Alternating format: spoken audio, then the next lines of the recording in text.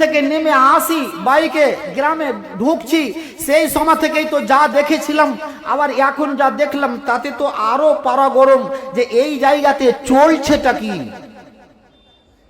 সম্মানিত শ্রোতা মণ্ডলী, ব্রাদারান ইসলাম, আমি অনুরোধ করব যে আল্লাহর রহমতের ছায়া তলে যদি সম্ভব হয় ভাইজান এই জায়গাতে একবার আসুন আর এসে বসুন, কিছু কোরআন এবং হাদিসের আলোচনা শুনুন। ইনশাআল্লাহ আপনার এই ঈমানটুকুকে যদি একটুকু পানি দিয়ে জীবিত করে নিয়ে যেতে পারেন তাহলে কামিয়াব হবেন। আর নচেত বিচারের দিবসে হাসরের ময়দানে আপনাকে কেলানি খেতেই হবে। সেই দিন কোনো মাপ নেই যে এক জায়গাতে কোরআন এবং হাদিসের আলোচনা চলছিল আর সেই জায়গাতে তোমরা শুধুমাত্র রং উড়িয়ে চলছিলে।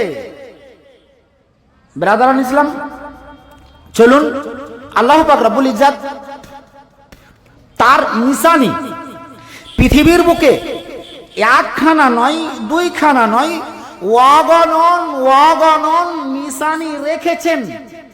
এই নিশানির মাঝখান থেকে, এমন নিদর্শনের মাঝখান থেকে একটা নিদর্শনের কথা আপনাকে বলি। আল্লাহ পাক রব্বুল আলামিন তিনি ঘোষণা দিয়ে বলছেন কি, ওয়ামিন আয়াতিহি আন খালাকালাকুম মিন আনফুসিকুম আসওয়াজাল লিতাসকুনু ইলাইহা ওয়া জাআলা বাইনাকুম মাওয়াদ্দাতাও ওয়া রাহমা ইন্না ফি যালিকা লাআয়াতিন লিকাওমিন ইয়াতাফাক্কারুন। ওয়ামিন আয়াতিহি, এটা আমার নিদর্শন। পৃথিবীতে অনেকগুলো নিদর্শন আছে, তার মাঝখান থেকে এটা একটা ছোট্ট নমুনা নিদর্শন তোমার সামনে পেশ করছি। যদি তুমি লক্ষ্য করো এটা বিশাল বড় নিদর্শন, এটা তোমার সামনে আমি দিচ্ছি। কি, আন খালাকালাকুম মিন আনফুসিকুম আসওয়াজাল লিতাসকুনু ইলাইহা ওয়া জাআলা বাইনাকুম মাওয়াদ্দাতাও ওয়া রাহমা ইন্না ফি যালিকা লাআয়াতিন লিকাওমিন ইয়াতাফাক্কারুন। আল্লাহ পাক রব্বুল আলামিন বলছেন কি, আমার নিদর্শনের মাঝখান থেকে আমি তোমাদেরকে যেটা বলছি, আন খালাকালাকুম মিন আনফুসিকুম আসওয়াজা, আমি তোমাদের আত্মা থেকেই, তোমাদের নফস থেকেই আমি তোমাদের জোড়াকে আমি তৈরি করলাম।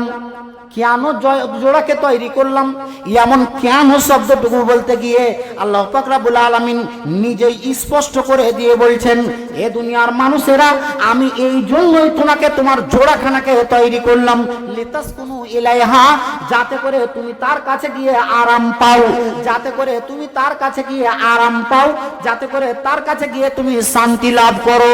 এই জন্যই আমি এমন জিনিসটাকে তৈরি করলাম। আল্লাহ পাক রব্বুল আলামিন বলছেন, এরে দুনিয়ার মানুষেরা এই কথাটাকে সবাই মেনে নেবে, সবাই এর দ্বারা উপকৃত হবে, এতে সবারই জন্য নসিহত আছে, এমন কথাটা নয়। কথাটাকে মানবে তো কারা মারবে? আল্লাহ পাক রব্বুল আলামিন বলছেন, লিকাওমি ইয়াতাফাক্কারুন, ওই কওমগুলোই এটা বুঝবে আর মানবে আর জানবে, ওরাই নসিহত অর্জন করবে যারা আমার আয়াত সমূহকে নিয়ে একটু চিন্তা ভাবনা করে। আল্লাহ পাক রব্বুল ইজ্জত তিনি এমন একখানে কথা বললেন, লিতাসকুনু ইলাইহা, তার কাছে গিয়ে যাতে করে তোমরা আরাম পাও। কোন আরামের কথা বললেন ভাইজান? তোমার আরামের কথা যদি বলা যায় তাহলে আপনাকে সর্বপ্রথম গুণার কথাটাকে একবার আপনাকে স্মরণ করিয়ে দিই। যেদিন আল্লাহ পাক রব্বুল ইজ্জত হযরতে আদম আলাইহিস সালামকে তৈরি করলেন আর তৈরি করে আল্লাহর জান্নাতে রাখলেন, আর এই আল্লাহর জান্নাতে রেখে, জান্নাতে কোনো জিনিসের অভাব ছিল না রে, আপেল, আঙ্গুর, কাজু, কিশমিশ, বেদানা আর যত রকমের ফল ফ্রুট, যত কিছু সুখ স্বাচ্ছন্দ্য, এমন সব কিছুই আল্লাহর জান্নাতে ছিল। হযরত আদম আলাইহিস সালাম আল্লাহর জান্নাতে ঘোরাফেরা করছেন। এখানে বসছেন তো বসেই আছেন, কোন দিকে তাকিয়ে আছেন তো যেমন একটা চিন্তাধারার মানুষ সহধারা হয়ে তাকিয়ে থাকে, তো তাকিয়েই আছে, মনটা বড় স্ফূর্তি আনন্দ দেখা যায় না। আল্লাহ পাক রব্বুল আলামিন হযরত আদম আলাইহিস সালামকে ডাক দিয়ে বলছেন, এ আদম, শুন শুন শুন, কি খবর রে, তোর কি হয়েছে? তো হযরত আদম আলাইহিস সালাম বলছেন, না আল্লাহ, আমার কিছু হয়নি, আমার কিছুরই দরকার নেই, সব আমার ঠিক আছে। আল্লাহ পাক রব্বুল আলামিন বলছেন, আলিমুম বিদাতিস সুদূর, তুমি মুখ দিয়ে বলবে, তোমার হাত দিয়ে বলবে, তোমার চোখ দিয়ে বলবে, তোমার শরীর দিয়ে বলবে, এমন কথাটা নয়। তোমার অন্তরের ভিতরে যদি কিছু গাই, তাহলেও আমি আল্লাহ তোমাকে জানি, আর তোমার মতন আদমটাকে আমি নিজে হাতে তৈরি করেছি, আর তারপরে তুমি যদি বলে দাও আমার কিছু প্রয়োজন নেই, এমন কথাটা নয়। আমি আল্লাহ তোমার প্রয়োজন সম্পর্কে অবগত হয়ে আছি। তোমার এখন একখানা কিছু জিনিসের দরকার আছে, যেটা তোমার ঘাটতি হয়ে আছে, এমন ঘাটতিটা তোমার পূরণ করতে হবে। কি করতে হবে? ঘাটতি আছে, ঘাটতিটা পূরণ করতে হবে। হযরত আদম আলাইহিস সালামকে আল্লাহ পাক রব্বুল আলামিন অঘর ঘুমে ঘুমিয়ে দিলেন। হযরত আদম আলাইহিস সালাম ঘুমিয়ে গেলেন। আজ দুনিয়ার ডাক্তারেরা করে কি, একটা নেশা দিয়ে, একটা নেশার ইনজেকশন লাগিয়ে দিয়ে একজন বেডে শুয়ে থাকা অসুস্থ ব্যক্তিকে অজ্ঞান করে দিয়ে অপারেশন করেন। কোথায় শিখলো? আল্লাহ পাক রব্বুল আলামিন হযরত আদম আলাইহিস সালামকে অজ্ঞান করে দিলেন। করলেন কি? হাদিস প্রমাণ, নবী বলছেন, মেয়ে ছেলে জাত, বেটি ছেলের জাত, এরা হলো টেঁড়া জাত, এরা হলো বাঁকা জাত। এই জাতটাকে তোমরা খবরদার জোর লাগিয়ে কেউ সোজা করতে যাবে না। সোজা তোমরা যদি করতে যাও, তাহলে আমি নবী তোমাদেরকে বলে দিচ্ছি, বেশি জোর লাগিয়ে যদি সোজা করতে যাও, তাহলে ভেঙে যাবে। কি হবে? ভেঙে যাবে। আল্লাহ পাক রব্বুল আলামিন করলেন কি, হযরত আদম আলাইহিস সালামকে ঘুমিয়ে দিলেন, আর এই বাম সাইডের একখানা বাঁকা হাড়কে অপারেশন করে বের করে নিলেন। আর বের করে নিয়ে তাতে থেকে কাকে তৈরি করলেন? মা হাওয়াকে তৈরি করে দিলেন। হাওয়াকে তৈরি করলেন। এমন রূপসী, এমন সুন্দরী, এমন ফুটফুটে জ্যোৎস্নার মতো চেহারা। হযরত আদম আলাইহিস সালামের পাশে হযরত হাওয়াকে বসিয়ে রাখলেন। যেমন হযরত আদম আলাইহিস সালামকে আল্লাহ পাক রব্বুল আলামিন হুঁশ ফিরালেন, যেমন হুঁশ ফিরলো, যেমনই জ্ঞান ফিরলো। আর জ্ঞান ফিরা মাত্রই উঠে বসলো তাড়াম করে। আর তাড়াম করে উঠে বসে দেখছে কি, তার সাইডে পাঁজরে বসে আছে একটা অপরূপা যুবতী নারী। তাকে দেখার পরে ঠিক করে হযরত আদম আলাইহিস সালামের দুই কষা দিয়ে যেন 25 গ্রামের হাসি বেরিয়ে আসলো। আল্লাহ পাক রব্বুল আলামিন বলছেন, এরে আদম, কি হয়েছে? কি খবর তোমার? ইতিপূর্বে তোমার কাছে কোনো রকমের অভাব ছিল না, আর এই অভাব না থাকার দরুনে তুমি আমার জান্নাত খানাতে সৈরতাফরি করে বেড়াচ্ছিলে, সব রকমের সুখ স্বাচ্ছন্দ্য ছিল। আর তারপরে তোমার একটা জিনিসের অভাব ছিল। আমি আল্লাহ তোমাকে ভালো করেই জানি, আর এই জন্য আমি তোমার এই জোড়াখানাকে তৈরি করে দিলাম। এবারে তোমরা করো কি, দুজনাই আমার জান্নাতে যে কোনো বাগানে যাবে, যে কোনো পার্কে যাবে।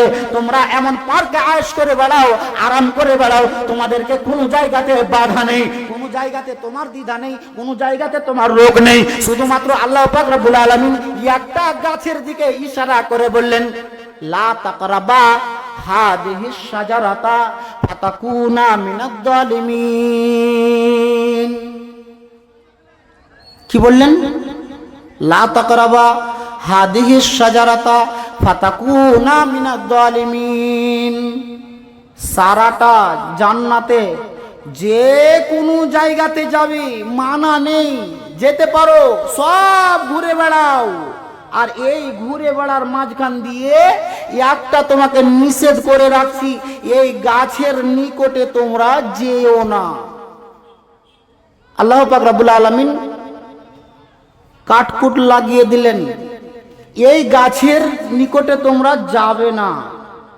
যেদিন আল্লাহ পাক রব্বুল আলামিন হযরতে আদম আলাইহিস সালামকে তৈরি করেছিলেন, এমন তৈরি করে দিয়ে সেই দিনটাতে সমস্ত ফারিস্তাদ্বয়কে আল্লাহ পাক রব্বুল আলামিন বলেছিলেন উসজুদু লি আদামা ফাসাজাদু, সবাই সিজদা করে দিয়েছিল ইল্লা ইবলিস, শুধুমাত্র ইবলিস সিজদা করেনি। কে সাজদা করেনি? ইবলিস সাজদা করেনি।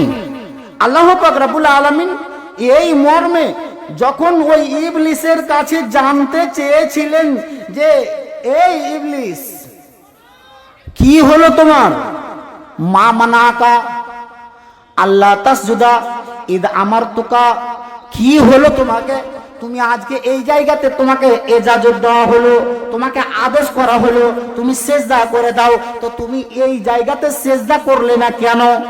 তো ও ঘমন্ড দেখিয়ে গুমান দেখিয়ে কি বললো, কি বলেছিল? আনা খায়রুম মিনহু, আমি তার চাইতে বেশি উত্তম।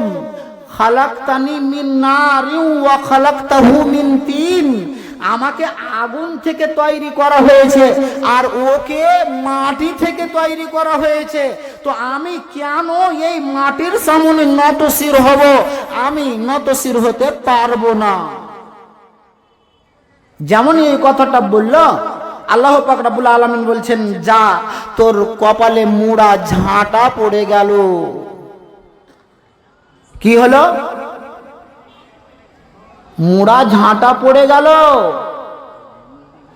আল্লাহর জান্নাত থেকে তাকে বিতাড়িত করা হলো। এই ইবলিস, আমার আদেশ যদি তুমি না মেনে দেবে, তো আমার আদেশ যদি না মানো, তো না মানতে গেলে পারে তোমাকে এই জায়গাতে আমার জান্নাতে বসবাস করতে পারবে না। আমার এই জান্নাতে কারা বসবাস করবে? যারা শুধুমাত্র আমাকে আমার আদেশগুলোকে মেনে দিয়ে আসবে, আর তারাই শুধুমাত্র আমার জান্নাতে বসবাস করতে পারবে। যারা আমার আদেশগুলোকে লঙ্ঘন করে দেবে, আমার আদেশগুলোকে মানবে না, তারা আমার এই জান্নাতে বসবাস করতে পারবে না, তারা আমার এই জান্নাতে সুখ স্বাচ্ছন্দ্য ভোগ করতে পারবে না। আল্লাহ পাক রব্বুল আলামিন এমন আদেশটা দিয়ে দিলেন হযরতে আদম আলাইহিস সালামকে সিজদা না করার দরুনে হযরতে আদম আলাইহিস সালামের জায়গাতে এবারে ইবলিসের জ্বালা ধরে গেল। আমাকে এবারে বেরিয়ে যেতে হবে। হ্যাঁ, এই জায়গা থেকে চলে যেতে হবে। হ্যাঁ, চলে যেতে হবে, থাকা তোমার এই জান্নাতে হবে না।